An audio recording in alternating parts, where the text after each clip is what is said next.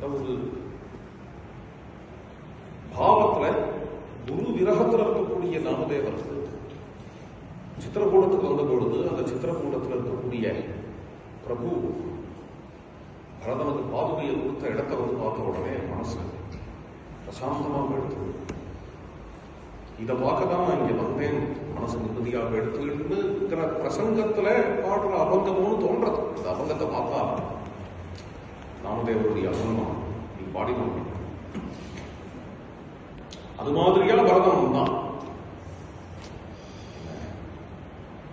நமே சாஸ்திரி பவிஷ்யத்தி, என் குருநாதனை பார்ப்பேனான்னு பரதம் அங்கேருந்து வந்து இங்க வந்து எப்போ ராமனை தரிசனம் பண்ணானோ, ராம சரணங்களை பார்த்தானோ உடனே அவன் சாந்தி அடைஞ்சான்ங்கிறத சொல்றதுக்காக கதரச பரதோ குருவை பார்த்துட்டார். ஆவாசம் சாந்தேகே, சாந்தியினுடைய உறைவிடத்தை பார்த்தார். பிரசாந்தனம் ஆயிட்டார் பரதன். அதுக்கு மேல அவரு கத்கதமாகி ஏதோ பேசணும்னு நினைக்கிறார். அண்ணாவோட அண்ணா அப்படின்னார். சகத்து தீட்டான் அண்ணாங்கிற சொல் அருமையான சொல். அதாவது நான் தம்பியார் பண்ணா அப்படிங்கிறது இல்லைங்க. குருவையே அண்ணான்னு சொல்ற வழக்கம். குருநாதனையே குருதான் நம்ம எல்லாருக்கும் அண்ணா. அண்ணாங்கிறது குருங்கிறது பரியாய பதம், சினானிமஸ். ராமானுஜரையும் அண்ணா தான் குருவார். அது வந்து அத்துழாய் வச்ச பேரு. கோவிலண்ணன் போய் கேடு அப்படின்னார் பெரிய நம்பிகள். கோவிலண்ணன் ராமானுஜர். அது கோவில் அப்படின்னா கோவிலையே கடக்கிறவர். கோவிலில் கடந்தது ஒரு வார்த்தை உண்டு.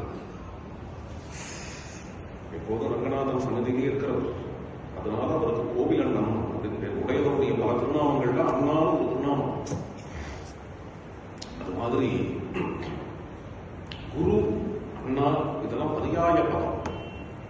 குருவை பார்க்கணும்னு ஓடி வந்த பரதன் அண்ணான்னு கத்தினான். அப்படிங்கிறது நமக்கு சொந்த அண்ணா, நான் தம்பிங்கிற முறையில இல்லை. அண்ணாங்கிற பதத்துக்கு குருநாதான் உத்வா ஆர்யே சகது தீரா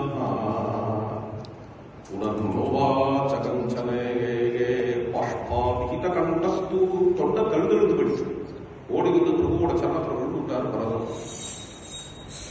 ராமபாது இருக்கா சீதை. சீதையை பார்த்து ராமர் சொன்னார், சீதே மிருதஸ்தே ஸ்வசுரா பித்ருஹீனோசி லக்ஷ்மணா பரதோ துக்கமாச்சஷ்டே சொர்க்கதம் பிருத்திவீபதி. மாமனார் இல்லாத குழந்தையா நிறுத்தியம்மா, அப்பா இல்லாத பிள்ளையா நிறுத்தியம்மா லக்ஷ்மணா. லக்ஷ்மணனுடைய கையை பிடிச்சிருந்தார். சீதை முன்னாடி போகட்டம்னார். சீதா புரஸ்தாத் வரது. சீதையை முன்னாடி அனுப்பி தான் முன்னாடி வரார் லக்ஷ்மணன் ராமர். எங்க இந்த மந்தாகினி பீடம், மந்தாகினியில வந்து பித்ருதர்ப்பணம் பண்றான். அப்பா எங்க, அப்பா சௌக்கியமா இருக்காளா என்ற உடனேயே பரதன் மெல்ல சொல்லிவிட்டான் விஷயத்தை. நீங்க இல்லாத பொழுது உங்களுடைய விரகத்துல அப்பா கிளம்பிட்டார். அப்பாவாகிய சூரியன் அஸ்தமிச்சு போயிடுத்துதான் வார்த்தைங்க. துவாம் சம்ஸ்மரன் அஸ்தமிதா பிதா தே. உடனே ராமச்சந்திர பிரபு தடையில்னு மூர்ச்சியாய் விழுந்துட்டார். ஒரு பெரிய அசோக விருட்சம் விழுந்தது போல விழுந்தாராம். பரதனும் லக்ஷ்மணனும் ஓடி போய் தூக்கினார். எழுந்த உடனேயே முதல்ல சீதையை தான் பார்த்தார். சீதையால ராமரை பார்க்க முடியல. ஏன்னா சீதையோட கண்ணு முழுக்க நிறைஞ்சு கண்ணீர். அந்த ஒரு கண்ணீரோட கூட ந சசாக ஈட்சித்தும் பதிம், பர்த்தாவை பார்க்க முடியாதவாறு இருக்கா சீதை. சீதையை பார்த்து ராமர் சொன்னார், சீதே மிருதஸ்தே ஸ்வசுரஹா பித்ருஹீனோசி லக்ஷ்மணா பரதோ துக்கமாச்சஷ்டே சொர்க்கதம் பிருத்திவீபதிம். மாமனார் இல்லாத குழந்தையா போயிட்டேம்மா, அப்பா இல்லாத பிள்ளையா நிக்கிறையப்பா லக்ஷ்மணா. லக்ஷ்மணனுடைய கையை பிடிச்சுட்டார். சீதை முன்னாடி போகட்டம்னர். சீதா புரஸ்தாத் விரஜது. சீதையை முன்னாடி அனுப்பி தாம் பின்னாடி வரார் லக்ஷ்மணன் ராமர். எங்க என்ன மந்தாகினி தீரம், மந்தாகினியில வந்து பித்ரு தர்ப்பணம் பண்ற ராமர் முதல் பித்ரு தர்ப்பணம் பண்ண இடம். மாலயத்துல ஏகப்பட்ட கூட்டமா இருக்கும். சித்திரக்கூட்டத்தில் பார்த்தா லட்சக்கணக்கான ஜனங்கள் வந்து குவிவா.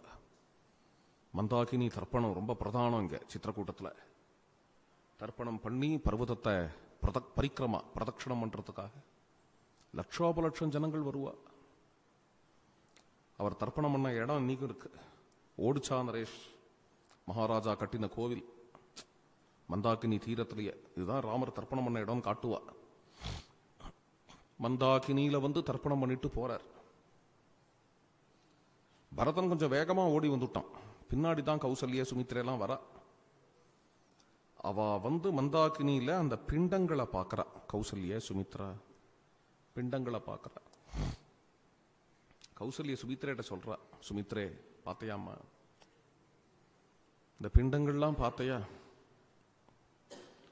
இதெல்லாம் ஓம் புள்ளையும் என் புள்ளையும் அப்பாவுக்கு வச்ச பிண்டங்கள். சதுரந்தாம் மஹீம் புக்த்வா மகேந்திர சதுருசோ விபுஹு கதம் இங்குதி பிண்யாகம் சபுங்கே சுமஹாபலஹா. இங்குதி பின்னாக்கு, இங்குதி விருட்சத்தினுடைய பிண்யாகம் பின்னாக்கு, அதுதான் இங்க பிண்டமா வைக்கப்பட்டிருக்கு. இதுக்கு என்ன அர்த்தம்? அர்த்தம் தெரியலையான்னு. யதன்னஹா புருஷோ பவதி ததன்னாஹா தஸ்ய தேவதாஹ.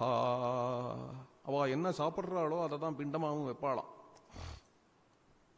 பித்திருக்களுக்கு பிண்டம் வைக்கும் பொழுது நம்ம என்ன சாப்பிட்றோமோ அதை தான் வைக்கணும். இதுலேருந்து என்ன தெரியறதுன்னு, இதுதான் ராமர் சாப்பிட்றாருன்னு தெரிகிறது. வனவாசத்துல ராமலட்சுமணாள் இங்குதி பின்னாக்க தின்னுட்டு வனவாசத்துல இருந்துட்டு இருக்கா. எப்பேற்பட்ட ராஜபோகம் பண்ண வேண்டியவா என்று கௌசல்யா சொல்லிண்டே நேர ராமரிடத்துல வந்துட்டா. மந்தாகினி தீரம் ஆச்சரியமான நதி. இப்படி அந்த இடங்களெல்லாம் கடந்து நேர பயஸ்வினி தீரத்துக்கு வந்துட்டா. அது ஒரு நதி. இன்னைக்கு பயஸ்வினின் பேர். வால்மீகியினுடைய காலத்துல அதுக்கு மால்யவத்தின்னு பேர். நதீம் சதாம் மால்யவத்தின் சுதீர்த்தாம். அங்கதான் ஆசிரமம் இருக்கு. ரொம்ப விசேஷமான ஆசிரமம். ராமச்சந்திர பிரபுனுடைய ஆசிரமம் எல்லாம் சித்திரக்கூட்டத்தில் இன்னைக்கு இருக்கு. அந்த இடத்துக்கெல்லாம் போனோம்னா அந்த கதையெல்லாம் பேசும். மலையிலேருந்து கீழே இறங்கி வந்து கௌசல்யம்மாவை நமஸ்காரம் பண்றார். கௌசல்யம்மா அந்த ஜடாபாரத்தை அப்படி வருடி விட்டாளாம். இப்பதான் ராமர் ஜடையோட இருக்கிறத பாக்குறா கௌசல்ய. சீதாதேவிய ஆலிங்கனம் பண்ணிட்டா கௌசல்ய. எப்பேற்பட்ட ஜனகராஜகுமாரி காட்டுக்கு வந்து இவ்வளவு இழைச்சு போயிட்டேமான்னு கதறா. சீதை கௌசல்ய சமாதானப்படுத்துறா. அப்புறம் எல்லா ஜனங்களும் ராமரை பார்க்க வந்துட்டா. ராமர் காட்டுக்கு போய் கொஞ்ச காலம்தான் ஆறுது. ஆனா பல யுகங்கள் கழிஞ்ச மாதிரி இருக்கு. அச்சிரப்ரோஷிதம் ராமம் சிரவிப்ரோஷிதம் யதா. எல்லா ஜனங்களும் ராமரை பார்க்கறதுக்காக வந்துவிட ஒவ்வொருத்தரையா கூப்பிட்டு குசலம் விசாரிக்கிறார். ஒரு சில பேர்களை ஆலிங்கனம் பண்ணிக்கிறார், சில பேர்களை ஆசீர்வாதம் பண்றார், சில பேரை நமஸ்காரம் பண்றார், சில பேர்கள் அவரை நமஸ்காரம் பண்றா. யதார்ஹம் சாப்பி சம்பூஜ்ய. இவ்வாறு எல்லா ஜனங்களோடையும் இதுலேயே ராத்திரி பொழுது போயிடுத்து அவருக்கு. அதுக்கு மறுநாள் தான் கால வேளையில பரத ராம சம்பாஷண ஆரம்பம். மேல பாராயணம் பண்ணுவா. ராம பரத சம்பாஷண, பாதுகா பட்டாபிஷேகம், இதெல்லாம் இப்போ பாராயணம் நடக்க போறது. இந்த பாராயணத்தோட நாம் இப்போ பாராயணம் முடிஞ்சு பாதுகா பட்டாபிஷேகம் உபன்யாசம்.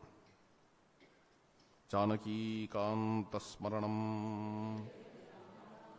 ராமராம்.